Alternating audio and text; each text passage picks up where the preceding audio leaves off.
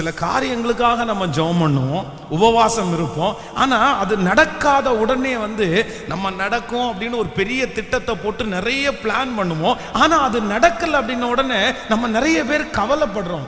ஆனா ஒன்று நீங்கள் மனதில் நினைத்து கொள்ளுங்கள், உங்களுக்கு என்று ஆண்டவர் ஒன்றை வைத்திருப்பாரானால் அது கண்டிப்பா உங்களுக்கு தான் அது கிடைக்கும். அது உங்களை விட்டு வேற ஒருத்தருடைய கையிலையும் போகாது. அப்படி ஒன்று நீங்கள் அவ்வளவு ஜெபம் பண்ணியும் உங்களுக்கு கிடைக்கலன்னா அதை குறித்து ஆண்டவருடைய பிள்ளைகள் ஒரு நாளும் துக்கப்படக்கூடாது. நீங்க என்னதான் படணும் அப்படின்னா சந்தோஷம்தான் படணும். ஏன் அப்படின்னா கர்த்தர் ஏசேக்க உங்களுக்கு கொடுக்கணும்னு நினைக்கல, ஆண்டவர் சித்னாவையும் உங்களுக்கு கொடுக்கணும்னு நினைக்கல. கர்த்தர் உங்களுக்கு ஒரு பெரிய ரகபோத்தை கொடுக்கணும்னு கர்த்தர் நினைச்சிருக்கிற அந்த ஒரே காரணத்திற்காக மட்டும்தான் அது நமக்கு கிடைக்காம போயிருச்சு.